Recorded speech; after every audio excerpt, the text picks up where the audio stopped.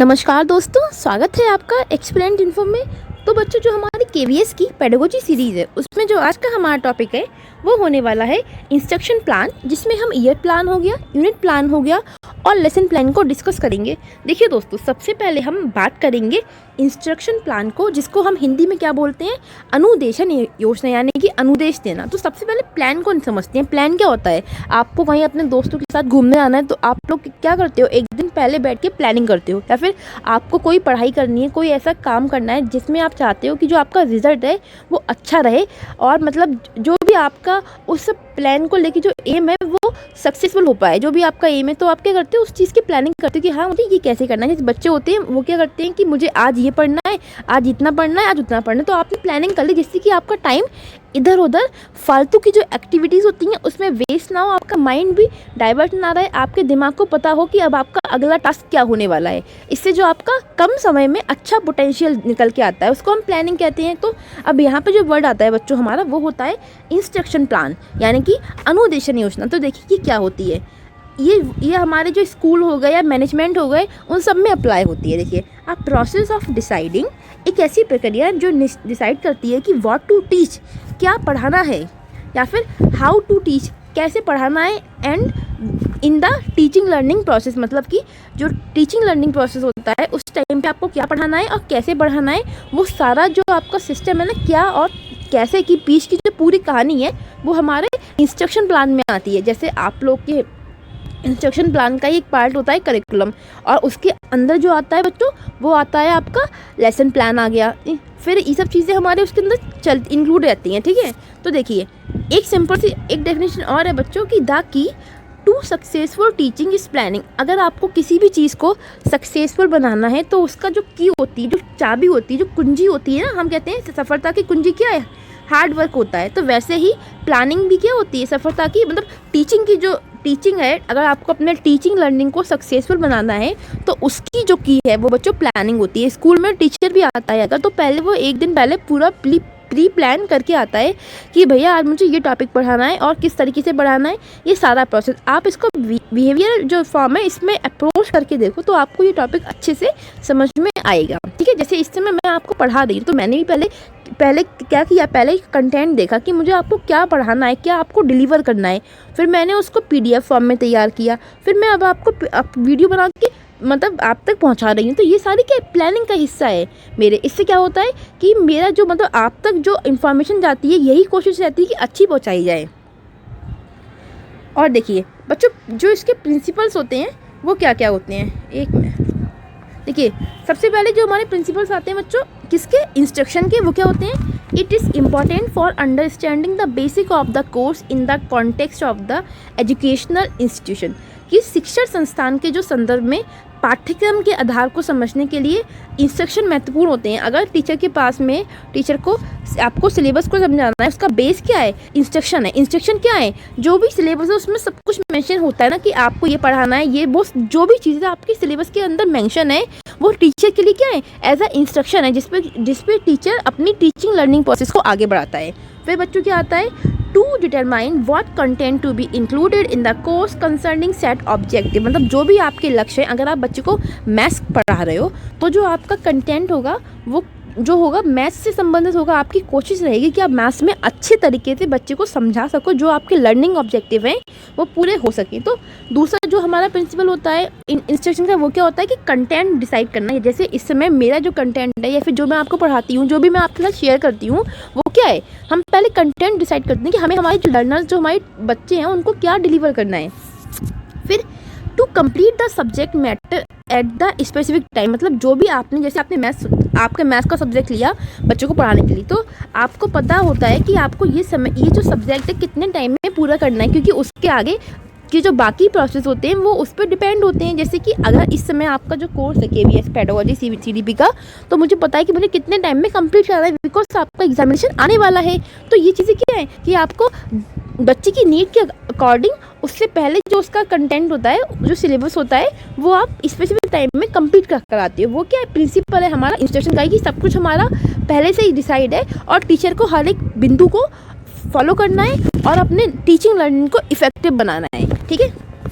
तो बच्चों हमने 3 बातें पढ़ी कि जो इंस्ट्रक्शन होते हैं वो क्या होते हैं, जो भी बच्चे का कोर्स है उसकी जो बेसिक है, जो नींव है, वो हमारा इंस्ट्रक्शन ही होता है। दूसरा हमने क्या पढ़ा कि मतलब आपको किस सब्जेक्ट में कौन सा कंटेंट इंक्लूड करना है और जिससे कि जो आपके लर्निंग ऑब्जेक्टिव होते हैं वो सक्सेसफुल हो पाएँ, तो वो भी क्या है, इंस्ट्रक्शन ही तो है। जैसे आपके घर में माता पिता आपको हर बार इंस्ट्रक्ट करते हैं, बेटा ऐसे पढ़ो, वैसे पढ़ो, ऐसे खाओ, वैसे खाओ, यहाँ मत जाओ, वहाँ मत जाओ, तो ये माता पिता मतलब ये क्या हो रहा है, पेरेंट्स आपको इंस्ट्रक्शन दे रहे हैं। वैसे ही हमारे स्कूल में जो हमारा करिकुलम होता है, जो हमारा सिलेबस होता है, लेसन प्लान होता है, यूनिट प्लान होता है, ये सब क्या है, टीचर के लिए इंस्ट्रक्शंस ही होते हैं कि वो अपनी लर्निंग को स्ट्रांग बनाए और वो टीचिंग लर्निंग को इफेक्टिव बना सके और जो भी लर्निंग के ऑब्जेक्टिव हैं वो सार्थक हो सके। दूसरा क्या है, आपको पता हो कि कितने समय में आपको कौन सा सब्जेक्ट कवर करना है, नहीं तो बच्चे के पेपर होंगे 20 मार्च से और जो आपका सिलेबस है वो 25 मार्च तक पूरा ही नहीं हो रहा है, तो ऐसी वाली हरकतें ना हो। इसलिए पहले से ही डिसाइड होता है कि इस सब्जेक्ट को इतना समय देना है और इस तरीके से आपको अपनी जो कंटेंट है डिलीवर करना है। देखिए अब आपके दिमाग में क्वेश्चन तो आ रहा होगा, मैं अच्छे से जानती हूँ कि मैम करिकुलम में और इंस्ट्रक्शन में फिर डिफरेंस क्या रह गया, क्योंकि दोनों की जो भूमिका है सेम ही है। कल भी आपने हमको करिकुलम पढ़ाया था, उसमें भी आपने यही कहा था कि पूरे 1 साल का जो होल प्रोसेस होता है, कब क्या कैसे होना है, उन सब का लेखा जोखा जो होता है, एक्टिविटीज सारी हमारी करिकुलम का पार्ट होती हैं। आज आप इंस्ट्रक्शन बोलो, देखो बच्चों इनमें जो डिफरेंस है वो ये होता है कि difference between curriculum and instruction मैंने पहले ही लिख रखा है, क्योंकि मुझे पता है ना कहाँ कहाँ पे आपको कन्फ्यूज़न हो सकती है। देखिए बच्चों, difference between curriculum and instruction plan ये क्या होता है। करिकुलम क्या है, what is taught in school में, क्या आपको स्कूल में पढ़ाया जाता है। और बच्चों इंस्ट्रक्शन क्या है, हाउ करिकुलम इज डिलीवर, कि आपको कैसे करिकुलम को पहुंचाना है। यानी कि अगर मैं इन शॉर्ट वे में कहूँ तो बच्चों जो इंस्ट्रक्शन है वो क्या है, करिकुलम का पापा है। ठीक है, अब मैं आपको एक डायग्राम से समझाती हूँ। देखो बच्चों ये हमारा हो गया इंस्ट्रक्शनल, अरे पेन चल जाओ। हाँ बच्चों ये हमारा हो गया इंस्ट्रक्शनल, फिर इससे छोटा हो गया हमारा करिकुलम, ठीक है, इससे छोटा हो गया हमारा बच्चों सिलेबस। ठीक है, तो ये हमारी प्रोसेस चलती है। इंस्ट्रक्शन क्या है, सबसे बड़ा है, उसी में हमारा करिकुलम भी आता है, उसी में हमारा सिलेबस भी आता है। क्योंकि तो आप समझ सकते हो जैसे एक फैमिली का जो मुखिया होता है वो जनरली पिता को माना जाता है कि जो फादर होते हैं उनको हम क्या मानते हैं, हेड ऑफ द फैमिली। वैसे ही एक स्कूल का जो बच्चों हेड होता है वो इंस्ट्रक्शंस होते हैं, उस पर पूरा स्कूल चलता है। ओके, आई होप अब आपको बेटर फॉर्म में क्लियर हो गया होगा कि what is instruction and what is curriculum. Instruction is all about how to deliver curriculum and curriculum is what is taught in the school. Okay, what हमारा curriculum है, how हमारा instruction है। देखिए अब हमारा बच्चों नेक्स्ट आता है पॉइंट कि ये लेवल क्या होते हैं इंस्ट्रक्शन के। कि देखिए तीन बच्चों हमारे लेवल्स आते हैं इंस्ट्रक्शन के, विच इज़ देखो पहला होता है, पहले हम जानते हैं कि लेवल्स ऑफ इंस्ट्रक्शन मतलब क्या है। देखो it facilitate the teacher to achieve different objective and to create a appropriate learning environment. मतलब जो बच्चों ये स्तर है इंस्ट्रक्शन के, अनुदेशन के, वो क्या करते हैं, टीचर को फैसिलिटेट करते हैं कि वो जो भी एक टीचर की ऑब्जेक्टिव है अपने सब्जेक्ट को लेके उसके अकॉर्डिंग लर्निंग इन्वायरमेंट को वो क्रिएट कर सके। मतलब कि अगर उसको इन्वायरमेंट पढ़ाना है, ईवीएस पढ़ानी है, तो जो इन्वायरमेंट है वो इस अकॉर्डिंग हो, बच्चे का उसको पता हो, बच्चे का पूरा जो होल व्यू होता है वो टीचर की नॉलेज में होना चाहिए। देखिए 3 लेवल बच्चों हमारे हैं जो लेवल ऑफ इंस्ट्रक्शंस कहलाते हैं, which is first is memory level, that is called स्मृति स्तर। सेकंड इज अंडरस्टैंडिंग लेवल, जिसको हम कहते हैं बच्चों बोध स्तर। और फिर थर्ड इज होता है रिफ्लेक्टिव, जिसको हम कहते हैं चिंतन। अभी आप लोग को याद आ रहा होगा कि हमने बच्चों जो ब्लूम की टेक्सोनॉमी थी उसमें हमने जो उनका क्लासिफिकेशन था, पुरानी वाली जो टेक्सोनॉमी का, वो उसके 6 पार्ट्स थे ना, तो उसमें जो पहला था वो क्या था, वो था नॉलेज। तो यहाँ पे जो बच्चों मेमोरी लेवल है वो एक तरीके से नॉलेज के ही इक्विवेलेंट होता है। दूसरा बच्चों हमारा आता है अंडरस्टैंडिंग। तो इसमें जो ब्लूम की टेक्सोनॉमी थी उसको क्या बोला गया था ये वाला जो हमारा आता है, ये आता है बच्चे की बोझ से, कि वो कॉम्प्रीहेंस कितना करता है उस चीज़ को, जो भी उसको पढ़ाया जा रहा है उस पर उसके अपने व्यू क्या होते हैं। और बच्चों तीसरा क्या होता है, रिफ्लेक्टिव, कि उसने उस पर क्या कॉन्सेप्ट किया, क्या रिफ्लेक्ट किया। जैसे आपने लॉ ऑफ रिफ्लेक्शन तो पढ़ा होगा ना, तो उसमें क्या होता है, जो रेज होती हैं वो एक लाइन पे आके गिरती हैं और फिर बाकी रिफ्लेक्ट हो जाती हैं। तो ये चीज़ें कि बच्चे के माइंड में जो भी आपने नॉलेज दी है उस पर बच्चे की क्या प्रतिक्रिया व्यक्त होती है। और मैं आपको एक बार अच्छे से समझाती हूँ। देखिए बच्चों, मेमोरी लेवल की जो होता है ये हमारा थॉटलेस वाला लेवल होता है कि यहाँ पे बच्चे के सामने आपने कोई इन्फॉर्मेशन दी, उसने अपने दिमाग में जैसी की तैसी बिठा ली। जैसे आपने बच्चे से कहा कि जो पेड़ पौधे होते हैं वो अपना खाना बनाते हैं फोटोसिंथेसिस के थ्रू, जो प्रकाश संश्लेषण की क्रिया होती है, पेड़ पौधे उससे अपना खाना बनाते हैं। तो बच्चे ने क्या किया, ये स्टेटमेंट को अपने दिमाग में बिठा लिया कि पेड़ पौधे अपना खाना ऐसे बनाते हैं। फिर जो बच्चों हमारा अंडरस्टैंडिंग लेवल है वो क्या है कि बच्चे ने उस पर अपनी जो बोल था, जो समझ थी वो प्रस्तुत करी। यहाँ पे इसको हम बोलते हैं थॉटफुल, इसको यहाँ पे थॉट होते हैं, मतलब यहाँ पे बच्चा सोचता है, थिंक करता है। जबकि ये वाला जो प्रोसेस है ये होता है थॉटलेस, तभी हमने इसको नाम दे दिया थॉटलेस से थॉटफुल की ओर ये होता है, ठीक है। तो बच्चों अंडरस्टैंडिंग क्या हुई, जैसे कि बच्चे के दिमाग में आपने डाला था कि पेड़ पौधे अपना खाना प्रकाश संश्लेषण से बनाते हैं, तो ये हमारा आ गया मेमोरी लेवल में। फिर दूसरे वाले में क्या थी, क्या बच्चा अपने घर में बैठा है छत पे और बच्चा देख रहा है कि हमारी मैम ने तो कहा था कि पेड़ पौधे अपना खाना बनाते हैं प्रकाश संश्लेषण से, लेकिन ये होता कैसे है, कैसे ये प्रोसेस मतलब इन परफॉर्म होता है। तो बच्चा इस पे सोच रहा है और समझ रहा है, मतलब एक सोचने की कोशिश कर रहा है और समझ रहा है कि चीज़ें हो कैसे रही हैं। तो ये हमारा आ गया अंडरस्टैंडिंग की, यहाँ पे उसके दिमाग में जो चीज़ें हैं वो चल रही हैं। फिर नेक्स्ट आता है रिफ्लेक्टिव। फिर नेक्स्ट डे वही बच्चा हमारा स्कूल गया और उसने अपने टीचर से पूछा कि मैम आपने कहा था कि पेड़ पौधे अपना खाना प्रकाश संश्लेषण से बनाते हैं, लेकिन मैंने तो कल छत पे बैठ के देखा, मुझे तो दिखाई नहीं दिया। तो फिर मैम ने क्या किया, उसका पूरा जो प्रोसेस था कैसे होता है और कैसे नहीं होता है वो समझाया। तो बच्चे ने जो बच्चे ने सोचा था, थॉट किया था, उस पर जो अपना प्रतिक्रिया व्यक्त करी बच्चों, वो हमारा रिफ्लेक्टिव में आता है। यहाँ पे बच्चा चिंतन कर रहा है ना। और फिर टीचर ने बताया कि जो फोटोसिंथेसिस होती है उसमें सन की जो प्रेजेंस होती है उसकी उपस्थिति में खाना बनाया जाता है, जो हमारा ग्लूकोज बन के तैयार होता है। फिर बच्चे के दिमाग में आ गया कि हाँ फोटोसिंथेसिस किस तरीके से परफॉर्म होती है। तो ये है कि जो बच्चों हमारा मेमोरी लेवल है ना, यहाँ पे बिल्कुल भी थॉट नहीं चल रहा है। यहाँ पे जैसे भी आपने इन्फॉर्मेशन दिया बच्चे ने अपने दिमाग में बिठा लिया। अंडरस्टैंडिंग लेवल में क्या है, बच्चा जो इन्फॉर्मेशन आपने उसको मेमोरी में दिया है, मेमोरी लेवल में दिया है, उसको बच्चा सोचता है, थॉट करता है, उस पर थिंक करता है। फिर रिफ्लेक्टिव में क्या आता है कि बच्चा उस पर और अच्छे से सोचता है, उस पर अपनी प्रतिक्रिया व्यक्त करता है, सवाल पूछ रहा है आपसे, ठीक है। तो इसलिए बच्चों ये हमारी जो प्रोसेस होता है ये थॉटलेस से थॉटफुल की ओर होता है। पहला वाला हमारा होता है जो स्टेप, इसको हम बोलते हैं थॉटलेस। ये वाला हमारा होता है थॉट, क्योंकि यहाँ पे बच्चा सोच रहा है, थिंकिंग भी बोल सकते हो। और ये वाला होता है थॉटफुल, यहाँ पे बच्चे की कंप्लीट थिंकिंग है, मतलब एकदम मैच्योर वाली, कि उसको अब जान के रहना कि ये कैसे हुआ, ठीक है। तो ये 3 लेवल हमारे बच्चों को होते हैं इंस्ट्रक्शन के, और इसी पे जो टीचर है वो वर्क करता है कि जो उसकी टीचिंग लर्निंग है वो इफेक्टिव हो सके। देखिए फिर हमारे बच्चों ये आते हैं टाइप्स, जिस पे हमें पढ़ना है अच्छे से। Types of instruction plan, which is first is annual plan, जिसको हम ईयर प्लान भी बोलते हैं ना। होता है एक वर्ष का जो प्लान होता है उसको हम बोलते हैं एनुअल प्लान या फिर ईयर प्लान। जैसे एनुअल एग्जामिनेशन होते हैं, जैसे वही हमारा क्या एनुअल प्लान है। यूनिट प्लान क्या होता है, जिसको हम बोलते हैं इकाई योजना, कि आपने पर यूनिट के अकॉर्डिंग अपना इकाई योजना बना ली कि मुझे आज क्या पढ़ाना है, कल क्या पढ़ाना है, और इस यूनिट का जो कंटेंट है किस तरीके से डिलीवर करना है। फिर बच्चों तीसरा जो हमारा आता है वो होता है लेसन प्लान, जिसको हम बोलते हैं पाठ्य योजना, जो कि हम सभी ने, मतलब आप सभी ने हुआ, मैंने भी बनाई है। इवन जो हमारा कोर्स रहा है, DLED हो गया, PTC हो गया, उन सब में बनाई जाती है, बहुत भर भर के बनाई होगी। तो ये तीनों आज हम इंस्ट्रक्शन प्लान का पार्ट है, तो इसको हम पढ़ेंगे, ठीक है। और देखो इसको पहले मैं एक बार आपको समझा दूँ बच्चों, ये हमारा एनुअल प्लान है, ठीक है। इसको मैं A से लिखती हूँ। एनुअल प्लान के अंदर हमारा क्या आता है, लेसन प्लान आता है, इसको मैं L से लिखती हूँ। इसी के अंदर हमारा आता है बच्चों यूनिट प्लान। तो इन सब में सबसे बड़ा कौन है, एनुअल प्लान है। उससे छोटा कौन है, लेसन प्लान है। उससे छोटा कौन है, यूनिट प्लान है। ओके, तो ये तीन चीज़ें आज हम डिस्कस करते हैं। देखो बच्चों एनुअल प्लान क्या होता है।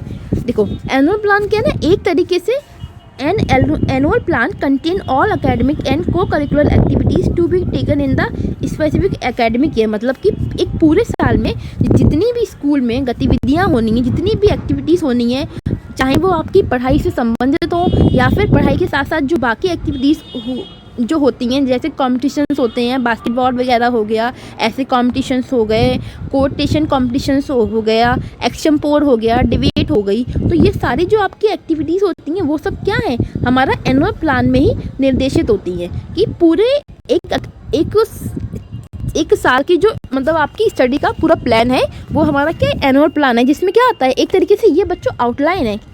जो भी आपकी करिकुलर एक्टिविटीज़ हैं और जो को करिकुलर एक्टिविटीज़ हैं उनके बीच की जो एक आउटलाइन है वो क्या है, हमारा एनुअल प्लान है। मतलब टीचर के हाथ में आपने एक कॉपी दे दी जिसमें आपने पूरा करिकुलम जो गाइड है वो भी लिख रखा है, आपको उसको टाइम पे कैसे अप्रूव करना है, उसमें क्या ऐड करना है, आप बच्चे की नीड के अकॉर्डिंग उसको मॉडिफाई कर सकते हो, उसमें आपको किस चीज़ के लिए कितना कंटेंट देना, मतलब किस टॉपिक के लिए कितना टाइम देना है, ये सारी चीज़ें हमारी एनुअल प्लान में मेंशन होती हैं। एंड एनुअल प्लान हमारा करिकुलर का और को करिकुलर एक्टिविटीज़ की आउटलाइन होती है। इसलिए एनुअल प्लान में ही हमारा बच्चों जो हमारा करिकुलम होता है वो शामिल होता है। ठीक है, इन द लास्ट में आपको एनुअल प्लान, इंस्ट्रक्शन प्लान, ये सारी चीज़ें एक बार समझा दूँगी जिससे कि आपके दिमाग में हल्की सी भी कन्फ्यूजन ना रह जाए।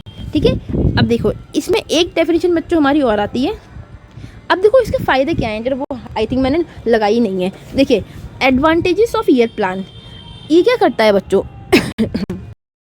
देखिए, तो ये क्या करता है, पूरा जो आपका ईयर है उसकी एक रूपरेखा तैयार करता है कि टीचर को कब कौन सी एक्टिविटीज़ में बच्चे को इन्वॉल्व करना है और कब क्या होना है, किस तरीके से इंफॉर्मेशन को बच्चे तक डिलीवर किया जाना है। जो हमारा सेकेंड स्टेप है बच्चों वो आता है teacher have a clear cut picture of the distribution of syllabus into various unit. हमें पता है जो हमारा ईयर प्लान होता है उसका ही जो पार्ट क्या है, लेसन प्लान है, यूनिट प्लान। तो टीचर के सामने पहले ही एक पिक्चर होती है, उसके माइंड में सेट होता है कि उसे अपनी जो भी मतलब यूनिट है उसको कितना टाइम देना है और किस मेथड से, किस तरीके से बच्चों को चीज़ें समझानी है कि बच्चे की समझ में अच्छे से आ जाए और बच्चा उसको लाइफ में भी, रियल लाइफ में भी यूज़ करना सीख पाए। बच्चे को सिर्फ आपको किताबी ज्ञान तक सीमित नहीं रखना कि बच्चे को आपने पढ़ा दिया 2 × 2 4 होता है बस, लेकिन 2 × 2 4 होता है उसका जो बिहेवियर फॉर्म है, जो रियल लाइफ है उससे जोड़ के पढ़ाना है। तो ये सारी चीज़ें हमारी क्या होती हैं, ये प्लान में ऐड होती हैं पहले से ही, और टीचर के दिमाग में इसका एक इमेजिनेशन होता है कि हाँ मुझे अपनी इन्फॉर्मेशन को इस वे में डिलीवर करना है। तीसरा आता है हमारा they know very well how much instruction hours given to each of the unit, मतलब कि आपको एक चैप्टर को, एक यूनिट को कितना समय देना है। ये सारी चीज़ें हमारी ईयर जो प्लान होता है उसमें पहले से मेंशन होती हैं, वरना अगर ये सब चीज़ें मेंशन ना हो तो कभी भी कोर्स पूरा नहीं हो पाएगा। जैसे आपने देखा होगा जो आपके हाफ ईयरली एग्जाम्स होते हैं या फिर जो आपके एनुअल एग्जाम्स होते हैं उसमें क्या आता है, उसमें पहले लिखा होता है कि इतना कोर्स आ रहा है, तो टीचर क्या करता है उतना कोर्स उस पर्टिकुलर टाइम में पूरा कराता है। और कभी कभी ये भी होता है कि जब कोर्स पूरा नहीं हो पा रहा होता है तो टीचर शताब्दी एक्सप्रेस की तरह कोर्स को पूरा कराता है, क्योंकि उसका जो मोटो होता है वो क्या होता है, कोर्स पूरा हो जाए, नहीं तो दिक्कत आ जाएगी, प्लानिंग गड़बड़ हो जाएगी।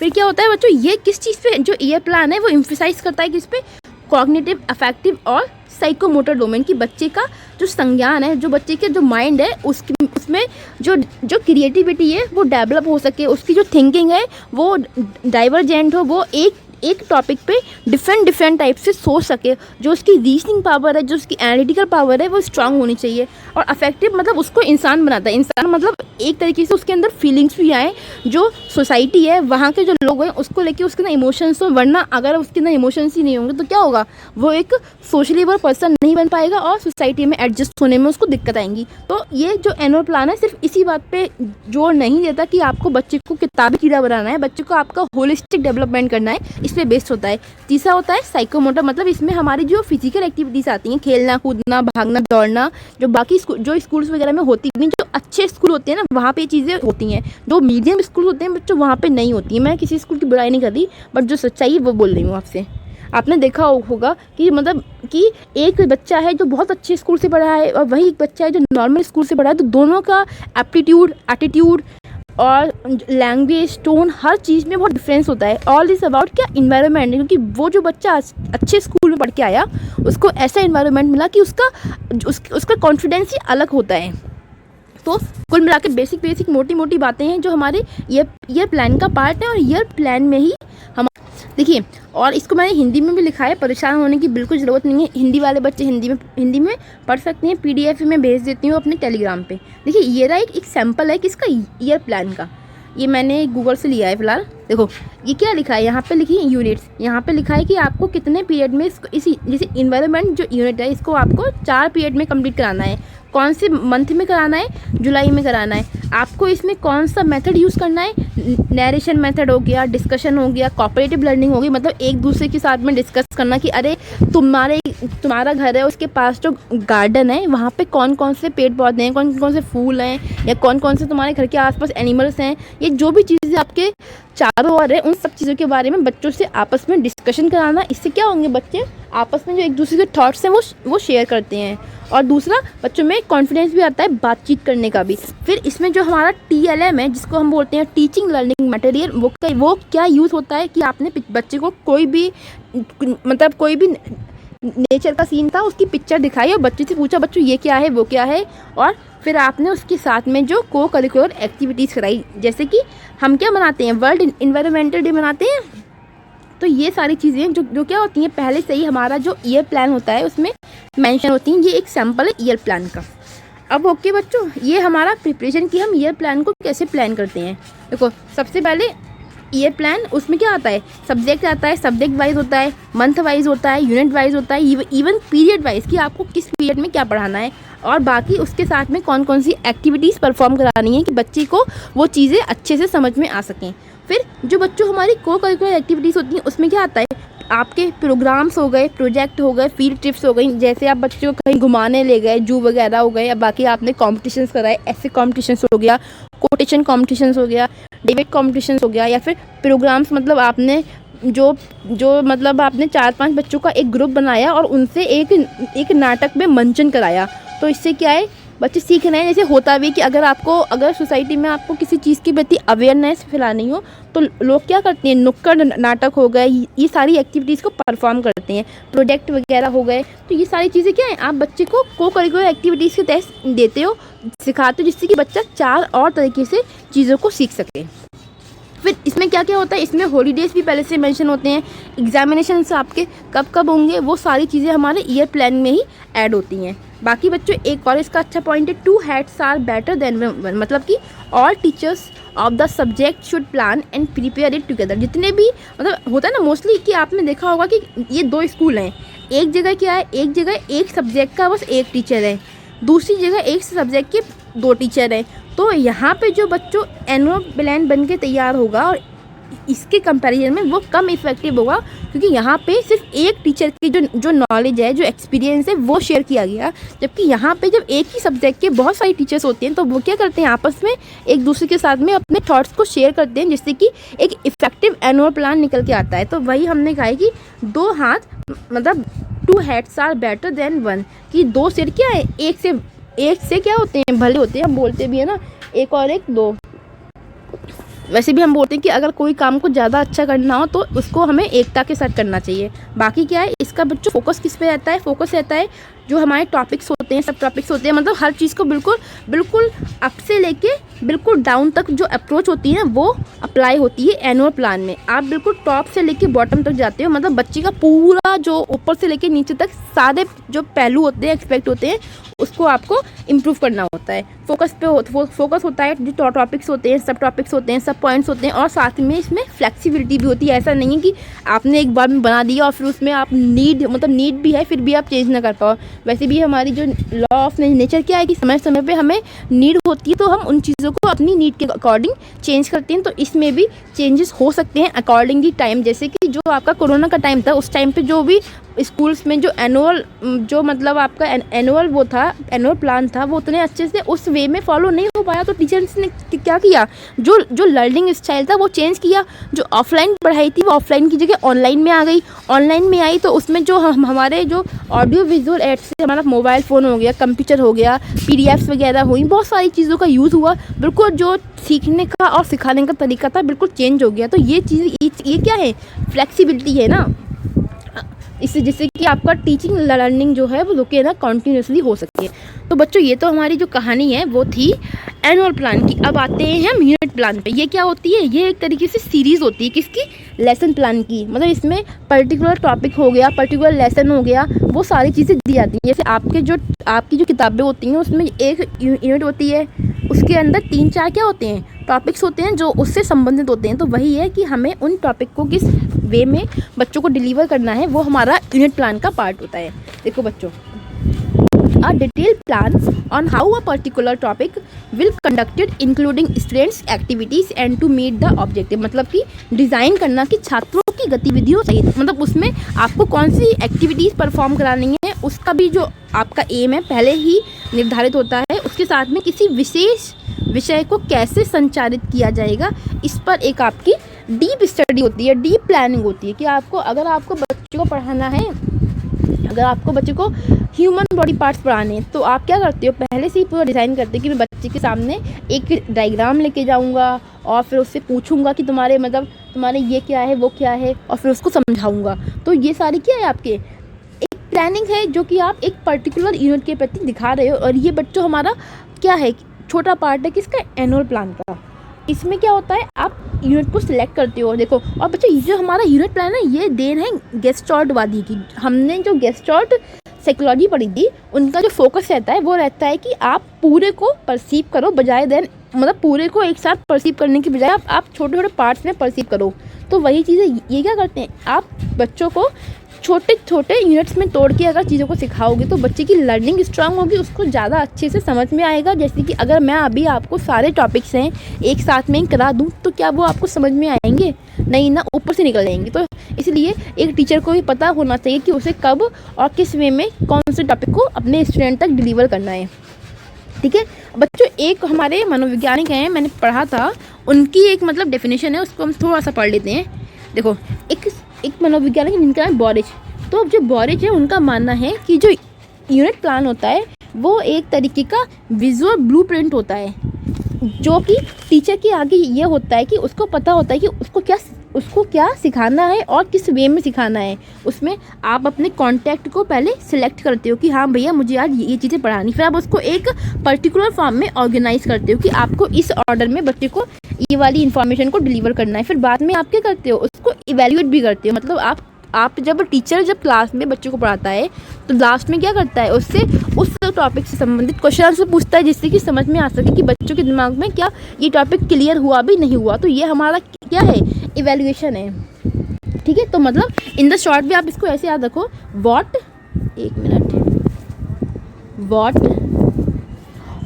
दे टीच, उन्हें क्या सिखाना है, what they teach and how they teach, और कैसे सिखाना है। व्हाट और हाउ की जो थ्योरी है वो हमारी यूनिट प्लान में अप्लाई होती है। ठीक है, जैसे एग्जांपल हो गया, आपको बच्चे को पढ़ाना है डाइवर्सिटी का कॉन्सेप्ट कि हमारे देश में क्या बहुत विभिन्नता है। तो आप क्या करते हो, बच्चों को पहले जो लैंग्वेज हुई उनके बारे में सिखाते हो। बच्चों, हमारे देश में कितनी डिफरेंट लैंग्वेज बोली जाती हैं, कितने सारे डिफरेंट क्या है, रिलीजन्स हैं, धर्म है, और जो ये सारी चीज़ें क्या हैं, हमारी सारी चीज़ें ये इंडिया की जो डाइवर्सिटी है उसका पार्ट है। फिर आप जाके बच्चे को डाइवर्सिटी को अच्छे से समझा पाते हो। तो क्या आप चीज़ों को यूनिट वाइज तोड़ते हो और फिर एक होल फॉर्म में उसके सामने प्रस्तुत करते हो। और यही चीज़ जो कही है ये गेस्टॉर्ट जो साइकोलॉजी है उसी की देन है। अब देखो बच्चों, नेक्स्ट क्या आता है हमारा, प्रिंसिपल्स क्या हैं। देखो, वाई टू टीच, मतलब आपको क्यों पढ़ाना है, क्यों सिखाना है, यानी कि ऑब्जेक्टिव क्या है आपके।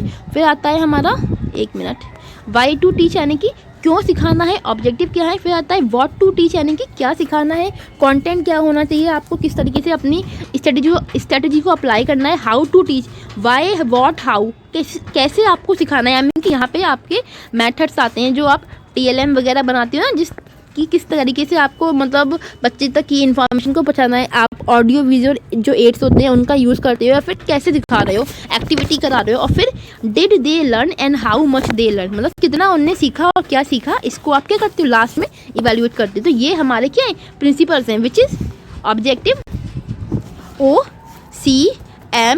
OCME। ठीक है, आप इसको ऐसे याद रखो, O से हो गया ऑब्जेक्टिव, C से हो गया कंटेंट, M से हो गया मेथड, E से हो गया इवेल्युएशन। फिर हमारा नेक्स्ट आता है स्टेप क्या होते हैं। देखो, स्टेप में उसमें ना डिफरेंस नहीं है। सबसे पहले आप क्या करते हो, अपने ऑब्जेक्टिव को सिलेक्ट करते हो कि हाँ अगर मैं बच्चे को इन्वायरमेंट पढ़ा रहा हूँ तो क्यों पढ़ा रहा हूँ, बच्चे का जो उसकी जो बिहेवियर लाइफ है, जो उसका रियल लाइफ है, जो उसका उपयोग क्या है वहाँ पे। तो आपको यूँ ही नहीं बच्चे को कोई भी कॉन्सेप्ट आके पढ़ाना है, उसके पीछे उसका यूज़ पता होना चाहिए। फिर कंटेंट को एनालाइज करते हो, आप क्या करते हो, जैसे यूट्यूब पे बहुत सारे टीचर्स पढ़ाती हैं, तो वो एक जो जो पूरी एक जो क्लास है उसको बनाने के लिए बहुत सारी वेबसाइट का यूज़ करते हैं, तब जाके आपको एक जो क्लास होती है वो डिलीवर करते हैं, जैसे मैं खुद ही करती हूँ ऐसा। फिर आप क्या करते हो, जो आपने लर्निंग एक्सपीरियंस होते हैं उसको शेयर करते हो कि आपने लाइफ में क्या सीखा है और किस तरीके से सीखा है, आप बच्चों को साथ में वो भी शेयर करते हो। फिर क्या होता है, आप जो बच्चे की अचीवमेंट है, बच्चे को कितना समझ में आया उसको इवेल्युएट करते हो। तो ये हमारे 4 स्टेप्स हैं, ठीक है। फिर बच्चों हमारा आता है फाइनली लेसन प्लान। इसके बारे में तो आप लोग काफ़ी अच्छे जानते हो कि इसमें क्या है कि देखो, every teacher who intend to teach something has to prepare an outline of their subject और topic in written form, that is known as lesson planning. मतलब कि प्रत्येक शिक्षक जो कुछ पढ़ाने का इरादा रखता है, यानी कि जो कुछ भी टीचिंग कराने का इरादा रखता है, उसे लिखित रूप में अपने विषय की रूपरेखा रखनी होती है ना। होता है, आपने देखा होगा कि टीचर्स वगैरह जो होते हैं अपने पास एक लेसन प्लान तैयार रखते हैं, जिससे क्या होता है उनमें कॉन्फिडेंस बढ़ा रहता है और उनमें जो हेजिटेशन होती है वो भी कम होती है। क्योंकि अगर उनको पता है कि कल उनको स्कूल में जाके रेक्टेंगल पढ़ाना है, तो अगर उन्होंने पहले से ही जो रेक्टेंगल की बेसिक चीज़ें हैं वो अपने दिमाग में बिठा रखी हैं, तो वो बच्चे को इफ़ेक्टिवली उस चीज़ को करा पाएंगे। पाठ्य योजना आप सबने बनाई भी होगी अपनी ट्रेनिंग के दौरान पे भी। देखिए, टीचिंग हमारी बच्चों, ये हमारा मेन चीज़ है कि टीचिंग क्या होती है, हमारी ऑर्गेनाइज होती है 3 फेज़ में। पहला हमारा प्री एक्टिव होता है, दूसरा हमारा इंटरेक्टिव होता है, तीसरा हमारा पोस्ट एक्टिव होता है। देखो, जो प्री एक्टिव होता है इसको हम प्लानिंग स्टेज कहते हैं। मतलब यहाँ पे आप प्लान करते हो, यानी कि जो आपका लेसन प्लान है ना, वो हमारा इसी का हिस्सा है, प्री एक्टिव फेज़ का। कि पढ़ाने से पहले आप प्लानिंग करो कि आपको क्या पढ़ाना है। जैसे होता है ना कि बोलने से पहले सोच लो कि आपको बोलना क्या है, तो वही क्या है, प्री एक्टिव प्लानिंग हो गई। दूसरा आता है इंटरेक्टिव। यहाँ पे क्या होता है, जो भी आपने प्लान किया आप उसको क्लासरूम में किस तरीके से इम्प्लीमेंट करते हो, तो इसलिए हम इसको बोलते हैं इम्प्लीमेंटेशन स्टेज। और तीसरा आता है पोस्ट एक्टिव, यानी कि आपने जो पढ़ाया आप लास्ट में उसको इवेल्युएट करते हो। तो ये 3 स्टेज है, आप इसको याद रखना। और जो हमारा लेसन प्लान होता है वो हमारा प्री एक्टिव फेज होता है टीचिंग का, ठीक है। क्योंकि ये क्या होता है, जो भी आपको पढ़ाना है उससे पहले आप अपनी लेसन प्लान को तैयार करते हो। फिर आता है हमारे 3 keys of a lesson plan. मतलब लेसन प्लान की जो 3 की हैं वो कौन कौन सी हैं। देखिए, एक होती है लर्निंग ऑब्जेक्टिव। आपके पास देखो, लर्निंग ऑब्जेक्टिव बहुत कॉमन पॉइंट है, चाहे आपका करिकुलम हो, चाहे आपका TLM हो, चाहे आपका लेसन प्लान हो, यूनिट प्लान हो या एनुअल प्लान हो, सब में आपको अपने लर्निंग ऑब्जेक्टिव तो पता होने चाहिए कि आपको पढ़ाना का उद्देश्य क्या है, सिखाने का। यूं ही आप जाके बच्चे को ज्ञान नहीं पेलने लगोगे। दूसरा आता है TLM, जिसको हम कहते हैं टीचिंग लर्निंग मेथड्स। और फिर तीसरा आता है strategies to assess students understanding. मतलब कि बच्चे ने कितना समझा उसको चेक करना, यानी कि इवैल्यूएशन, जिसको हम शॉर्ट फॉर्म में बोलें। तो 3 चीज़ें हैं जो लेसन प्लान की इफेक्टिव लेसन प्लान की होती हैं। वो होती हैं लर्निंग ऑब्जेक्टिव, TLM और लास्ट में इवैल्यूएशन करना। तो ये टीचर है, ठीक है।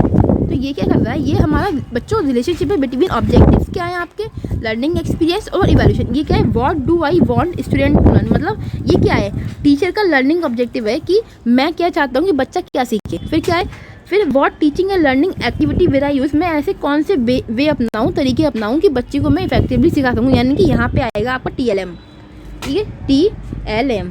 फिर ये क्या आ गया, how will I check for understanding, कि बच्चे ने कितना समझा है, इसे मैं कैसे चेक करूँगा। तो ये आता है हमारा इवैल्यूएशन। तो एक ही टीचर है, उसके दिमाग में तीनों चीज़ें इस तरीके से चल रही होती हैं जब वो अपना लेसन प्लान को डिज़ाइन करता है। फिर बच्चों हमारा ये एक लेसन प्लान का सैम्पल है। वैसे तो आप बनाए होंगे, थोड़ा बहुत तो डिफरेंस हर कहीं देखने को मिलता है। ये रहा, आपने नेम वेम डाला, आपके ऑब्जेक्टिव्स क्या है, लर्निंग ऑब्जेक्टिव जैसे बच्चों को इंगेज कराना, इंट्रोडक्शन देते हो सबसे पहले। फिर यहाँ पे टाइम लिखते हो, जो आपने पॉइंट डिस्कस करनी है उसके की पॉइंट्स लिखते हो, उसमें आप कौन से TLM का यूज़ करते हो वो लिखते हो, और उसका जो आउटकम आता है, जो इवैल्यूएशन होता है, आपने बच्चे से पूछा, कोई क्वेश्चन पूछा, बच्चे ने उसको क्या आंसर दिया, फिर वो लिखते हो। तो ये क्या है, एक लेसन प्लान का फॉर्मेट है।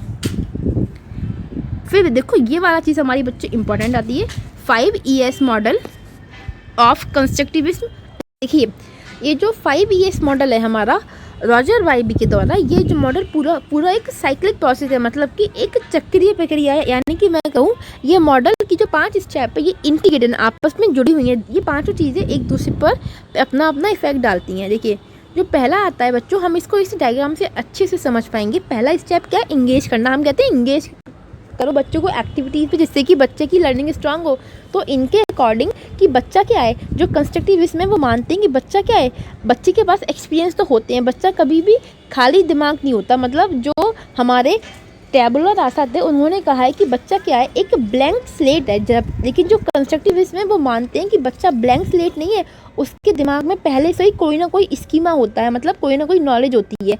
बस आपको उस नॉलेज पे वर्क करना होता है, उसको ध्यान दिलाना होता है कि हाँ तुम में पोटेंशियल है। देखो in the short way engage क्या है कि स्टूडेंट्स को जो उसका पूर्व ज्ञान है उसमें इंगेज करना, उसको एक्टिव करने के लिए एक्टिविटीज़ में इन्वॉल्व करना। जैसे कि आपने कोई टॉपिक को बहुत टाइम पहले पढ़ा था, तो वो टॉपिक आपके दिमाग में तो है लेकिन उतने अच्छे से नहीं है, आप उसको भूल चुके हो क्योंकि आपने उसे लंबे टाइम तक पढ़ा नहीं है। तो आपने क्या किया, उस टॉपिक को दोबारा से पढ़ा, जिससे कि उस टॉपिक को रिवाइज किया, रिकॉल करने के लिए आपने फिर से अपने नोटबुक उठाई, उसको पढ़ा। तो वो क्या हो गया कि जो आपका पूर्व ज्ञान था वो फिर से एक्टिव हो गया, अब आपको फिर से वो टॉपिक बहुत अच्छे से समझ में आ गया। तो इंगेज कुछ नहीं है, जो बच्चे का पूर्व ज्ञान होता है उसको एक्टिव कराने की जो पहला स्टेप है वो हमारा इंगेज करना होता है कि बच्चे को एक्टिविटीज़ में इन्वॉल्व कराओ, उसके सामने ऐसी सिचुएशन लाओ कि जो भी उसका स्कीमा है वो एक्टिव हो सके। दूसरा हमारा आता है बच्चों एक्सप्लोर करना, मतलब कि यहाँ पे बच्चा क्या है, जो भी उसने अभी इंगेज किया है, जो भी उसका पूर्व ज्ञान था जिसको उसने एक्टिव किया है, अब उसमें जाके वो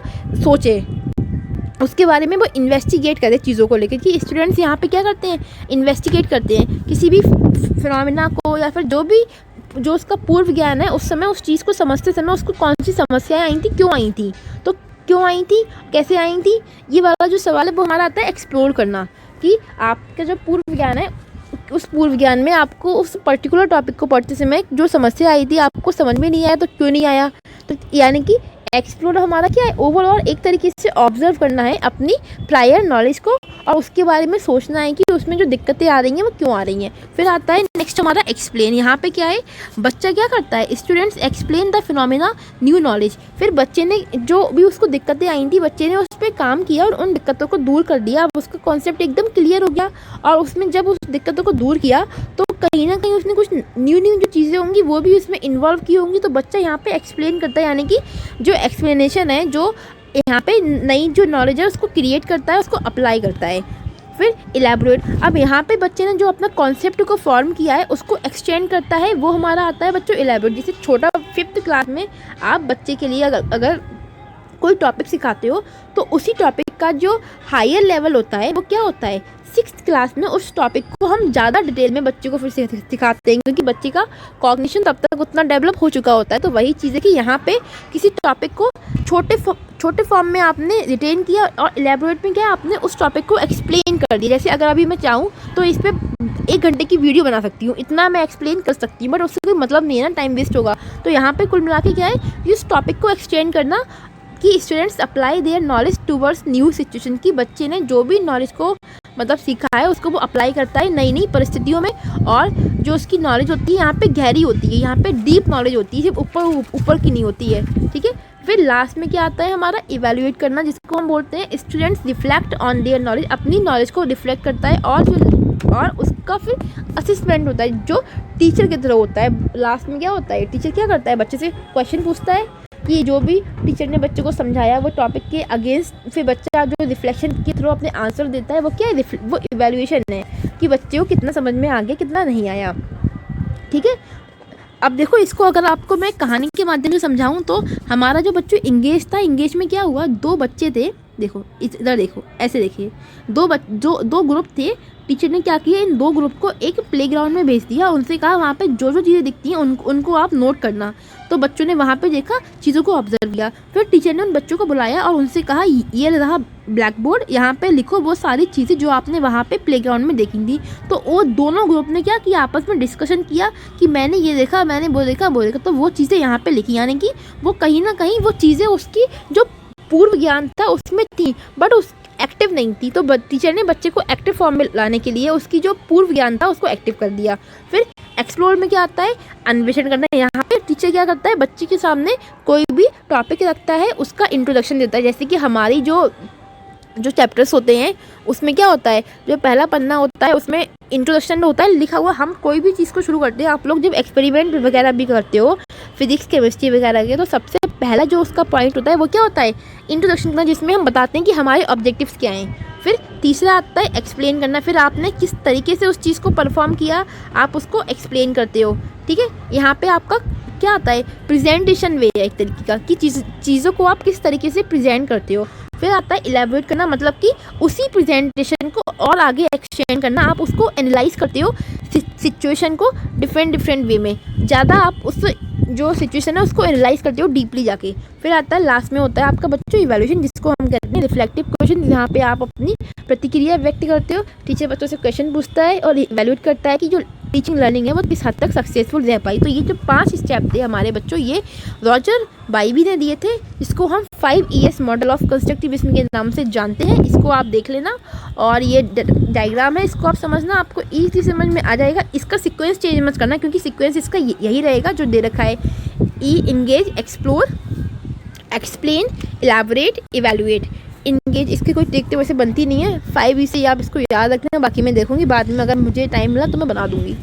देखो बच्चों, अब हमारे आते हैं इंस्ट्रक्शन मटेरियल एंड रिसोर्सेज। मैंने बच्चों इसी में ऐड कर लिया बिकॉज ये बहुत छोटा सा टॉपिक था, फालतू में अलग का वीडियो बनाती और टाइम वेस्ट करती, इसलिए इसमें कुछ नहीं है। हम यहाँ पे TLM के बारे में थोड़ा सा जानते हैं, क्योंकि जो हमारे इंस्ट्रक्शन मटेरियल्स होते हैं वो क्या है, TLM ही तो है एक तरीके से कि आप बच्चे को किस वे में इंस्ट्रक्ट करते हो, उसमें कौन कौन सी जो मतलब मटेरियल्स का उसका यूज़ करते हो। देखो, teaching learning materials is also known as instruction aids, मतलब जो TLM होता है उसको हम इंस्ट्रक्शन एड के नाम से भी जानते हैं, जो क्या करता है, एक टीचर को फैसिलिटेट करता है उसके जो लर्निंग ऑब्जेक्टिव हैं उसको अचीव करने में, और अपनी जो टीचिंग लर्निंग एक्टिविटी है उसको स्टार्ट करने में, उसको इफेक्टिवली परफॉर्म कराने में। ठीक है, आपने पढ़े होंगे पहले भी, TLM हमारे 3 टाइप के होते हैं बच्चों।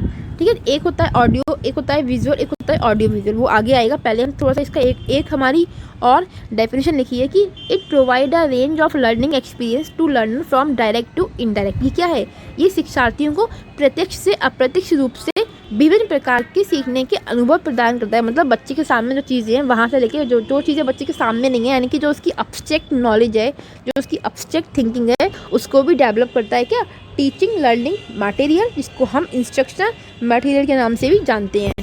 मैं ज़्यादा लंबा इसको नहीं खींच रही क्योंकि बहुत, देखो ये हमारा TLM है, आप इससे सबको समझ जाओगे। ये TLM है, ये इसके क्या एक्सपेक्ट है जो एक लर्नर को इफेक्ट डालते हैं। ये क्या करते हैं, जो भी बच्चा है उसको मोटिवेट करते हैं लर्निंग के लिए, क्योंकि बच्चे को जब आप बच्चे को ऐसा विजुअल फॉर्म में या फिर ऑडियो विजुअल फॉर्म में सिखा रहे हो तो उसको ज़्यादा मज़ा आता है, बजाय वो बोरिंग बुक्स पढ़ने की। क्योंकि बच्चे होते हैं ना, छोटे होते हैं, उनको चीज़ों को देख के सुन के, बच्चे क्या, जो हम बड़े भी हैं, हम लोग को भी वीडियो में देख के पढ़ने में ज़्यादा अच्छा लगता है बजाय चीज़ों को बुक से पढ़ने में। फिर ये उनकी चीज़ों को याद रखने में मदद करता है TLM। जैसे आपने देखा होगा, आप लोग कोई मूवी देखने आते हो तो वो मूवी की स्टोरी आपको कोई याद नहीं करता, लेकिन फिर भी आपको जन्म जन्म तक याद रहती है। वहीं आपको किताब में जो आपने पढ़ा है वो आप भूल जाओगे, क्योंकि वो क्या है, आपने सुना भी देखा भी, तो आपकी जो आपके सेंस ऑर्गन थे प्रॉपर एक्टिव थे और आपको मज़ा भी आता है देखने में। फिर तीसरा क्या होता है, फैसिलिटेट करता है होलिस्टिक लर्निंग को, मतलब बच्चे का जो सर्वांगीण विकास है उस पर जोर देता है। हम तरह तरह के TLM को यूज़ करते हैं और बच्चे की नीड के अकॉर्डिंग यूज़ करते हैं। फिर क्या होता है, हेल्प करता है जो आपकी क्लासरूम टीचिंग है उसको प्रॉपर वे में ऑर्गेनाइज करने के लिए, कि आपको किस तरीके से बच्चे के सामने कोई चीज़ को प्रेजेंट करना है। बाकी फैसिलिटेट करता है चेंज इन एटीट्यूड, मतलब बच्चे होते हैं ना, कभी कभी बच्चे होते हैं उनका पढ़ाई का इच्छा नहीं है, पढ़ने का मन नहीं है, फिर लेकिन आपने क्या किया, उनको एक वीडियो दिखा दी, वीडियो लगा दी। आप बच्चे को वीडियो के थ्रू अगर कोई पोएम को सुना रहे तो बच्चे का मन लग जाएगा कि यार कोई बात नहीं, पढ़ लेता हूँ, मज़ा आ रहा है। वहीं आप बच्चे को किताब से पढ़ने को बोल रहे तो उसको मज़ा नहीं आएगा, लेकिन जब वही चीज़ को वो सामने वीडियो फॉर्म में देखता है, ऑडियो फॉर्म में देखता है, तो उसको इंटरेस्ट आता है। अगर बच्चा पढ़ने के मन में नहीं होगा फिर भी उसका इंटरेस्ट लग जाएगा। फिर आता है प्रैक्टिकल एप्लीकेशंस में भी यूज होते हैं, मतलब चीज़ों को प्रैक्टिकली फॉर्म में कराना, मेकिंग लर्निंग फन, जो सीखने का तरीका है उसको एकदम मज़ेदार बनाते हैं, ना कि पहले के ज़माने की तरह बोरिंग वाला। फिर कॉन्सेप्ट को अच्छे से क्लियर करते हैं। ऑडियो विजुअल चीज़ें में क्या, बच्चा लाइव देख रहा है कि जो भी मतलब चीज़ें हैं, आपको बच्चे को कोई भी एक्सपेरिमेंट कराना दिखाना तो बच्चे को लाइवली दिखा पा रहे हो, तो बच्चे क्या अच्छे से नॉलेज को समझ पा रहा है, अपने माइंड में रख पा रहा है। तो ये सारे बच्चों हमारे जो है TLM के क्या फ़ायदे हैं, इसको पढ़ लेना। इतनी बेसिक चीज़ें हैं, मैं इसको क्या डिफाइन करूँ ज़्यादा। हम पढ़ते हैं types of TLM which is 3 audio TLMs, visual, audio visual. Audio को हम कहते हैं श्रव्य सामग्री, विजुअल को हम कहते हैं दृश्य सामग्री, और ऑडियो विजुअल को कहते हैं हम श्रव्य दृश्य सामग्री। ठीक है, आप इस तरीके से लिख लेना, मैं लिखना भूल गई थी हिंदी में फिलहाल। देखिए ऑडियो TLM क्या होते हैं, ये क्या होते हैं मेनली, ये हमारे हियरिंग से डिपेंड करते हैं। मतलब जो बच्चा है वो अपनी हियरिंग के थ्रू लर्निंग कर रहा है। इसमें क्या है, ह्यूमन की वॉइस आ गई, टेलीफोनिक कॉन्वर्सेशन आ गया, ऑडियो डिस्क आ गई, टेप्स आ गए, ग्रामोफोन रिकॉर्ड्स आ गए, रेडियो ब्रॉडकास्ट आ गए। ये सारी चीज़ें क्या है, ऑडियो TLM का एग्जाम्पल है। आपने देखा होगा रेडियो पे वो भी आता है। मतलब जब हमारा कोरोना टाइम था उस टाइम पे जो एजुकेशन थी उसको बाई रेडियो भी ट्रांसफ़र किया जा रहा था। NCERT ने तो कुछ अपने जो प्रोग्राम्स भी स्टार्ट किए थे, मुझे याद नहीं आ रहा है अभी फ़िलहाल। जो मतलब पूरा जो सिलेबस था वो ऑनलाइन था, बच्चा देख रहा है, ऑडियो फॉर्म में भी सुन सकता है। तो डिफरेंट तरीके ये सारी चीज़ें। देखिए ये जो 5 ES मॉडल है हमारा रॉजर वाइबी के द्वारा, ये जो मॉडल पूरा एक साइक्लिक प्रोसेस है, मतलब कि एक चक्रीय प्रक्रिया है। यानी कि मैं कहूँ ये मॉडल की जो 5 स्टेप है ये इंटीग्रेटेड आपस में जुड़ी हुई हैं। ये पांचों चीज़ें एक दूसरे पर अपना इफेक्ट डालती हैं। देखिए जो पहला आता है बच्चों, हम इसको इस डायग्राम से अच्छे से समझ पाएंगे। पहला स्टेप क्या है, इंगेज करना। हम कहते हैं इंगेज करो बच्चों को एक्टिविटीज़ पे, जिससे कि बच्चे की लर्निंग स्ट्रांग हो। तो इनके अकॉर्डिंग कि बच्चा क्या है, जो कंस्ट्रक्टिविस्ट में वो मानते हैं कि बच्चा क्या है, बच्चे के पास एक्सपीरियंस तो होते हैं, बच्चा कभी भी खाली दिमाग नहीं होता। मतलब जो हमारे टैबुलर रासा थे उन्होंने कहा है कि बच्चा क्या है, एक ब्लैंक स्लेट है। जब लेकिन जो कंस्ट्रक्टिविस्ट में वो मानते हैं कि बच्चा ब्लैंक स्लेट नहीं है, उसके दिमाग में पहले से ही कोई ना कोई स्कीमा होता है, मतलब कोई ना कोई नॉलेज होती है। बस आपको उस नॉलेज पे वर्क करना होता है, उसको ध्यान दिलाना होता है कि हाँ तुम में पोटेंशियल है। देखो in the short way engage क्या है कि स्टूडेंट्स को जो उसका पूर्व ज्ञान है उसमें इंगेज करना, उसको एक्टिव करने के लिए एक्टिविटीज़ में इन्वॉल्व करना। जैसे कि आपने कोई टॉपिक को बहुत टाइम पहले पढ़ा था, तो वो टॉपिक आपके दिमाग में तो है लेकिन उतने अच्छे से नहीं है, आप उसको भूल चुके हो क्योंकि आपने उसे लंबे टाइम तक पढ़ा नहीं है। तो आपने क्या किया, उस टॉपिक को दोबारा से पढ़ा, जिससे कि उस टॉपिक को रिवाइज किया, रिकॉल करने के लिए आपने फिर से अपने नोटबुक उठाई, उसको पढ़ा। तो वो क्या हो गया कि जो आपका पूर्व ज्ञान था वो फिर से एक्टिव हो गया। अब आपको फिर से वो टॉपिक बहुत अच्छे से समझ में आ गया। तो इंगेज कुछ नहीं है, जो बच्चे का पूर्व ज्ञान होता है उसको एक्टिव कराने की जो पहला स्टेप है वो हमारा इंगेज करना होता है कि बच्चे को एक्टिविटीज़ में इन्वॉल्व कराओ, उसके सामने ऐसी सिचुएशन लाओ कि जो भी उसका स्कीमा है वो एक्टिव हो सके। दूसरा हमारा आता है बच्चों एक्सप्लोर करना। मतलब कि यहाँ पे बच्चा क्या है, जो भी उसने अभी इंगेज किया है, जो भी उसका पूर्व ज्ञान था जिसको उसने एक्टिव किया है, अब उसमें जाके वो सोचे, उसके बारे में वो इन्वेस्टिगेट करे चीज़ों को लेकर। कि स्टूडेंट्स यहाँ पे क्या करते हैं, इन्वेस्टिगेट करते हैं किसी भी फिनोमेना को, या फिर जो उसका पूर्व ज्ञान है उस समय उस चीज़ को समझते समय उसको कौन सी समस्याएं आई थी, क्यों आई थी, तो क्यों आई थी, कैसे आई थी, ये वाला जो सवाल है वो हमारा आता है एक्सप्लोर करना। कि आपका जो पूर्व ज्ञान है उस पूर्व ज्ञान में आपको उस पर्टिकुलर टॉपिक को पढ़ते समय जो समस्या आई थी आपको समझ में नहीं आया तो क्यों नहीं आया। तो यानी कि एक्सप्लोर हमारा क्या है, ओवरऑल एक तरीके से ऑब्जर्व करना है अपनी प्रायर नॉलेज को और उसके बारे में सोचना है कि उसमें जो दिक्कतें आ रही हैं वो क्यों आ रही हैं। फिर आता है नेक्स्ट हमारा एक्सप्लेन। यहाँ पे क्या है, बच्चा क्या करता है, students explain the phenomena new knowledge. फिर बच्चे ने जो भी उसको दिक्कतें आई थी बच्चे ने उस पर काम किया और उन दिक्कतों को दूर कर दिया। अब उसका कॉन्सेप्ट एकदम क्लियर हो गया और उसमें जब उस दिक्कतों को दूर किया तो कहीं ना कहीं उसने कुछ न्यू जो चीज़ें होंगी वो भी उसमें इन्वॉल्व की होंगी। तो बच्चा यहाँ पे एक्सप्लेन करता है, यानी कि जो एक्सप्लेनेशन है, जो यहाँ पे नई जो नॉलेज है उसको क्रिएट करता है, उसको अप्लाई करता है।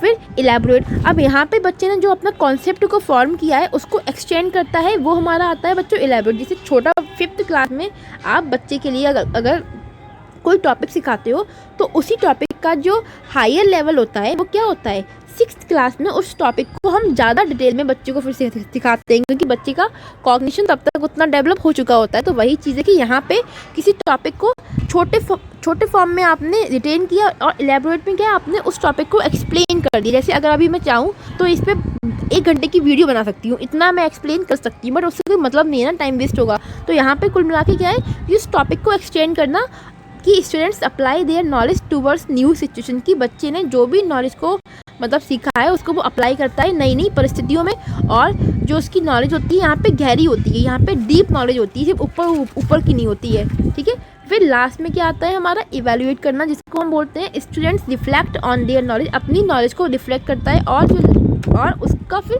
असेसमेंट होता है जो टीचर की तरह होता है। लास्ट में क्या होता है, टीचर क्या करता है, बच्चे से क्वेश्चन पूछता है, कि जो भी टीचर ने बच्चे को समझाया वो टॉपिक के अगेंस्ट फिर बच्चा जो रिफ्लेक्शन के थ्रू अपने आंसर देता है वो क्या है, वो इवैल्यूएशन है कि बच्चे को कितना समझ में आ गया कितना नहीं आया।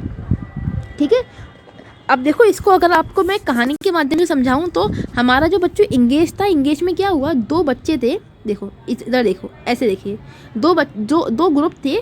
टीचर ने क्या किया, इन दो ग्रुप को एक प्लेग्राउंड में भेज दिया, उनसे कहा वहाँ पे जो जो चीज़ें दिखती हैं उनको आप नोट करना। तो बच्चों ने वहाँ पे देखा, चीज़ों को ऑब्जर्व किया। फिर टीचर ने उन बच्चों को बुलाया और उनसे कहा ये रहा ब्लैक बोर्ड, यहाँ पे लिखो वो सारी चीज़ें जो आपने वहाँ पे प्लेग्राउंड में देखी थी। तो वो दोनों ग्रुप ने क्या किया, आपस में डिस्कशन किया कि मैंने ये देखा, मैंने वो देखा, तो वो चीज़ें यहाँ पे लिखी, यानी कि वो कहीं ना कहीं वो चीज़ें उसकी जो पूर्व ज्ञान था उसमें थी बट उस एक्टिव नहीं थी। तो टीचर ने बच्चे को एक्टिव फॉर्म में लाने के लिए उसकी जो पूर्व ज्ञान था उसको एक्टिव कर दिया। फिर एक्सप्लोर में क्या आता है, अन्वेषण करना है। यहाँ पे टीचर क्या करता है, बच्चे के सामने कोई भी टॉपिक रखता है, उसका इंट्रोडक्शन देता है। जैसे कि हमारी जो चैप्टर्स होते हैं उसमें क्या होता है, जो पहला पन्ना होता है उसमें इंट्रोडक्शन होता है लिखा हुआ। हम कोई भी चीज़ को शुरू करते हैं, आप लोग जब एक्सपेरिमेंट वगैरह भी करते हो फिजिक्स केमिस्ट्री वगैरह के, तो सबसे पहला जो उसका पॉइंट होता है वो क्या होता है, इंट्रोडक्शन करना, जिसमें हम बताते हैं कि हमारे ऑब्जेक्टिव्स क्या हैं। फिर तीसरा आता है एक्सप्लेन करना, फिर आपने किस तरीके से उस चीज़ को परफॉर्म किया आप उसको एक्सप्लेन करते हो। ठीक है, यहाँ पे आपका क्या आता है, प्रेजेंटेशन वे है एक तरीके का कि चीज़ों को आप किस तरीके से प्रेजेंट करते हो। फिर आता है इलेबोरेट करना, मतलब कि उसी प्रेजेंटेशन को और आगे एक्सटेंड करना, आप उसको एनालाइज करते हो सिचुएशन को डिफरेंट वे में, ज़्यादा आप उस जो सिचुएशन है उसको एनालाइज करते हो डीपली जाके। फिर आता है लास्ट में होता है आपका बच्चों इवैल्यूएशन, जिसको हम कहते हैं रिफ्लेक्टिव क्वेश्चन, जहाँ पे आप अपनी प्रतिक्रिया व्यक्त करते हो। टीचर बच्चों से क्वेश्चन पूछता है और इवैल्यूएट करता है कि जो टीचिंग लर्निंग है वो किस हद तक सक्सेसफुल रह पाई। तो ये जो 5 स्टेप थे हमारे बच्चों, ये रॉजर बाइबी ने दिए थे, इसको हम 5 ES मॉडल ऑफ कंस्ट्रक्टिविज्म के नाम से जानते हैं। इसको आप देख लेना और ये डायग्राम है, इसको आप समझना, आपको ईजी समझ में आ जाएगा। इसका सीक्वेंस चेंज मत करना क्योंकि सीक्वेंस इसका यही रहेगा जो दे रखा है, engage, explore, explain, elaborate, evaluate. Engage इसकी कोई देखते वैसे बनती नहीं है, 5 से आप इसको याद रखना, बाकी मैं देखूंगी बाद में, अगर मुझे टाइम मिला तो मैं बना दूंगी। देखो बच्चों, अब हमारे आते हैं इंस्ट्रक्शन मटेरियल एंड रिसोर्सेज। मैंने बच्चों इसी में ऐड कर लिया बिकॉज ये बहुत छोटा सा टॉपिक था, फालतू में अलग का वीडियो बनाती और टाइम वेस्ट करती, इसलिए इसमें कुछ नहीं है। हम यहाँ पे TLM के बारे में थोड़ा सा जानते हैं, क्योंकि जो हमारे इंस्ट्रक्शन मटेरियल्स होते हैं वो क्या है, TLM ही तो है एक तरीके से कि आप बच्चे को किस वे में इंस्ट्रक्ट करते हो, उसमें कौन कौन सी जो मतलब मटेरियल्स का उसका यूज़ करते हैं। देखो, teaching learning materials is also known as instruction aids, मतलब जो TLM होता है उसको हम इंस्ट्रक्शन एड के नाम से भी जानते हैं, जो क्या करता है, एक टीचर को फैसिलिटेट करता है उसके जो लर्निंग ऑब्जेक्टिव हैं उसको अचीव करने में, और अपनी जो टीचिंग लर्निंग एक्टिविटी है उसको स्टार्ट करने में, उसको इफेक्टिवली परफॉर्म कराने में। ठीक है, आपने पढ़े होंगे पहले भी, TLM हमारे 3 टाइप के होते हैं बच्चों। ठीक है, एक होता है ऑडियो, एक होता है विजुअल, एक होता है ऑडियो विजुअल, वो आगे आएगा। पहले हम थोड़ा सा इसका एक हमारी और डेफिनेशन लिखी है कि it provide a range of learning experience to learner from direct to indirect. ये क्या है, ये शिक्षार्थियों को प्रत्यक्ष से अप्रत्यक्ष रूप से विभिन्न प्रकार के सीखने के अनुभव प्रदान करता है। मतलब बच्चे के सामने जो चीज़ें हैं वहाँ से लेके जो चीज़ें बच्चे के सामने नहीं है, यानी कि जो उसकी अब्स्ट्रैक्ट नॉलेज है, जो उसकी अब्स्ट्रैक्ट थिंकिंग है, उसको भी डेवलप करता है क्या, टीचिंग लर्निंग मटेरियल, जिसको हम इंस्ट्रक्शनल मटेरियल के नाम से भी जानते हैं। मैं ज़्यादा लंबा इसको नहीं खींच रही क्योंकि बहुत, देखो ये हमारा TLM है, आप इससे सबको समझ जाओगे। ये TLM है, ये इसके क्या एक्सपेक्ट है जो एक लर्नर को इफेक्ट डालते हैं।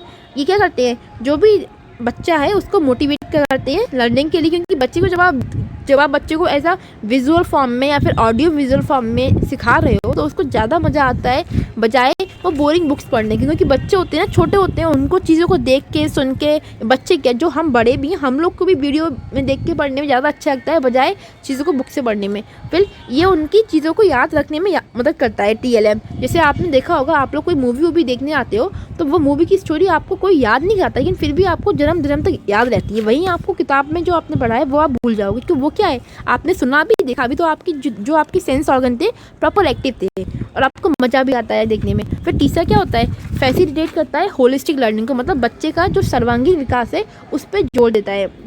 हम तरह तरह के TLM को यूज़ करते हैं और बच्चे की नीड के अकॉर्डिंग यूज़ करते हैं। फिर क्या होता है, हेल्प करता है जो आपकी क्लासरूम टीचिंग है उसको प्रॉपर वे में ऑर्गेनाइज करने के लिए, कि आपको किस तरीके से बच्चे के सामने कोई चीज़ को प्रेजेंट करना है। बाकी फैसिलिटेट करता है चेंज इन एटीट्यूड। मतलब बच्चे होते हैं, कभी कभी बच्चे होते हैं उनका पढ़ाई का इच्छा नहीं है, पढ़ने का मन नहीं है, फिर लेकिन आपने क्या किया, उनको एक वीडियो दिखा दी, वीडियो लगा दी। आप बच्चे को वीडियो के थ्रू अगर कोई पोएम को सुना रहे हो तो बच्चे का मन लग जाएगा कि यार कोई बात नहीं, पढ़ लेता हूँ, मज़ा आ रहा है। वहीं आप बच्चे को किताब से पढ़ने को बोल रहे तो उसको मज़ा नहीं आएगा, लेकिन जब वही चीज़ को वो सामने वीडियो फॉर्म में देखता है, ऑडियो फॉर्म में देखता है, तो उसको इंटरेस्ट आता है। अगर बच्चा पढ़ने के मन में नहीं होगा फिर भी उसका इंटरेस्ट लग जाएगा। फिर आता है प्रैक्टिकल एप्लीकेशंस में भी यूज होते हैं, मतलब चीज़ों को प्रैक्टिकली फॉर्म में कराना। मेकिंग लर्निंग फन, जो सीखने का तरीका है उसको एकदम मज़ेदार बनाते हैं, ना कि पहले के ज़माने की तरह बोरिंग वाला। फिर कॉन्सेप्ट को अच्छे से क्लियर करते हैं। ऑडियो विजुअल चीज़ें में क्या बच्चा लाइव देख रहा है कि जो भी मतलब चीज़ें हैं, आपको बच्चे को कोई भी एक्सपेरिमेंट कराना दिखाना है तो बच्चे को लाइवली दिखा पा रहे हो, तो बच्चे क्या अच्छे से नॉलेज को समझ पा रहा है, अपने माइंड में रख पा रहा है। तो ये सारे बच्चों हमारे जो है TLM के क्या फ़ायदे हैं, इसको पढ़ लेना। इतनी बेसिक चीज़ें हैं, मैं इसको क्या डिफाइन करूँ ज़्यादा। हम पढ़ते हैं types of TLM which is 3 audio TLMs, visual, audio visual. Audio को हम कहते हैं श्रव्य सामग्री, विजुअल को हम कहते हैं दृश्य सामग्री, और ऑडियो विजुअल को कहते हैं हम श्रव्य दृश्य सामग्री। ठीक है, आप इस तरीके से लिख लेना, मैं लिखना भूल गई थी हिंदी में फिलहाल। देखिए ऑडियो TLM क्या होते हैं, ये क्या होते हैं, मेनली ये हमारे हियरिंग से डिपेंड करते हैं। मतलब जो बच्चा है वो अपनी हियरिंग के थ्रू लर्निंग कर रहा है। इसमें क्या है, ह्यूमन की वॉइस आ गई, टेलीफोनिक कॉन्वर्सेशन आ गया, ऑडियो डिस्क आ गई, टेप्स आ गए, ग्रामोफोन रिकॉर्ड्स आ गए, रेडियो ब्रॉडकास्ट आ गए। ये सारी चीज़ें क्या है, ऑडियो TLM का एग्जाम्पल है। आपने देखा होगा रेडियो पे वो भी आता है। मतलब जब हमारा कोरोना टाइम था, उस टाइम पे जो एजुकेशन थी उसको बाई रेडियो भी ट्रांसफ़र किया जा रहा था। NCERT ने तो कुछ अपने जो प्रोग्राम्स भी स्टार्ट किए थे, मुझे याद नहीं आ रहा है अभी फ़िलहाल, जो मतलब पूरा जो सिलेबस।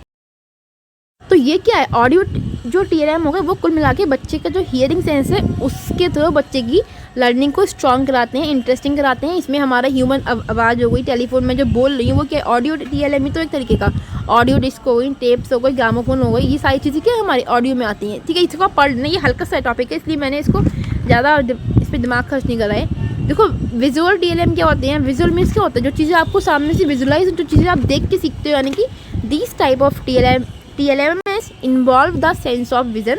यहाँ पे आपका विजन का बच्चों यूज़ होता है। दे स्टिमुलेट द विजुअल इम्पल्सेस, मतलब कि इस प्रकार के जो TLM है इसमें आपके जो विज़न है उसका यूज़ करते हैं। जो चीज़ें आपको सामने दिख रही हैं आप प्रत्यक्ष फॉर्म में देख रहे हैं। जैसे कि बच्चों को हम जब लर्निंग कराते हैं तो हमारी कोशिश रहती है कि हम जो बच्चों को सिखा रहे हैं उसके जो डायग्राम्स हैं वो भी साथ में ड्रॉ करें। वो जो डायग्राम्स ड्रॉ करना है वो क्या है, वो विजुअल का फॉर्म है, क्योंकि बच्चा देख के फिर अच्छे से सीख पाएगा सिवाय लिखने के।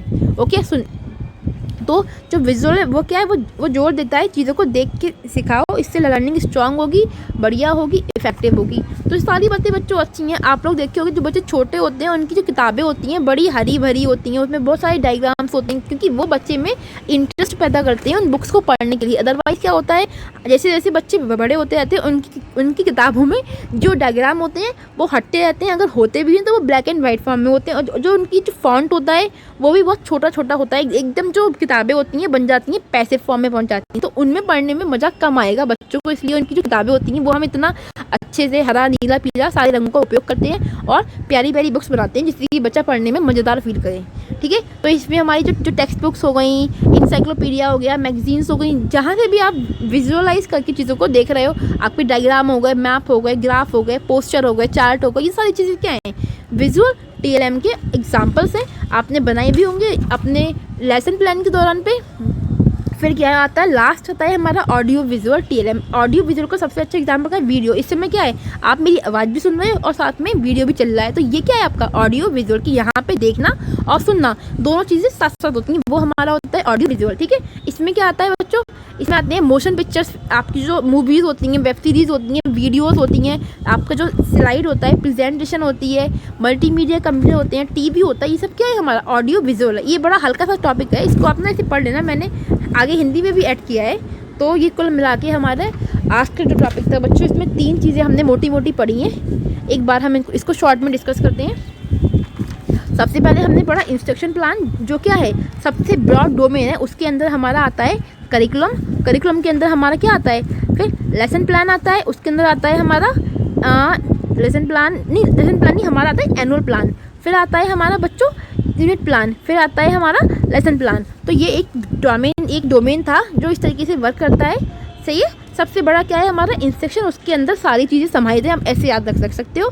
3 प्लान होते हैं, तीनों का यूज़ क्या है पढ़ा, फिर हमने पढ़ा वो 5V मॉडल जो दिया था कंस्ट्रक्टिविज्म ने अपने जो लेसन प्लान है उसके संदर्भ में, बिकॉज उनका मानना है कि बच्चा क्या है अपने एक्सपीरियंस के थ्रू सीखता है, उसके पास कोई ना कोई अनुभव होते हैं, उसी पे हम क्या करते हैं उसकी जो लर्निंग होती है वो स्ट्रॉन्ग करने का काम करते हैं। जो उसके अनुभव होते हैं वो एज अ नींव होते हैं, जैसे हम क्या करते हैं मकान की नींव होती है उस पर मकान को बनाते हैं, वैसे ही जो बच्चे के एक्सपीरियंसेस होते हैं हम उस पर नॉलेज को कंस्ट्रक्ट करते हैं। तो इसकी बात करते हैं कंस्ट्रक्टिविज्म। उसी पे बिहाफ पे जो रोजर वाइबी थे, उन्होंने अपने 5V का मॉडल दिया, इंगेज करना, बच्चे को एक्सप्लोर कराना, और फिर क्या कराते हैं लास्ट में इवैल्यूएशन। तो सबसे लास्ट में होता है, उससे पहले क्या होता है इलेबोरेट होता है। तो ये सारी चीज़ें क्या हैं हमारे 5V से हैं, और 5V को आप ऐसे ही याद रखना, बाकी डायग्राम पे देख लें। लास्ट में हमने पढ़ा ऑडियो विजुअल, जो कि हमारे इंस्ट्रक्शनल मटेरियल्स हैं, जिससे हम बच्चे की जो लर्निंग है वो स्ट्रॉन्ग करा सकें, अच्छे से बच्चे को मतलब पढ़ने में उसका मन लगा सकें।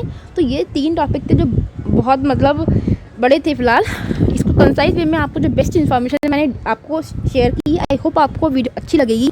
तो प्लीज़ अगर आपको वीडियो अच्छी लगे तो शेयर करें, लाइक करें और सब्सक्राइब करना ना भूलें, जिससे कि आगे आने वाली वीडियोस भी आप तक पहुंच सकें।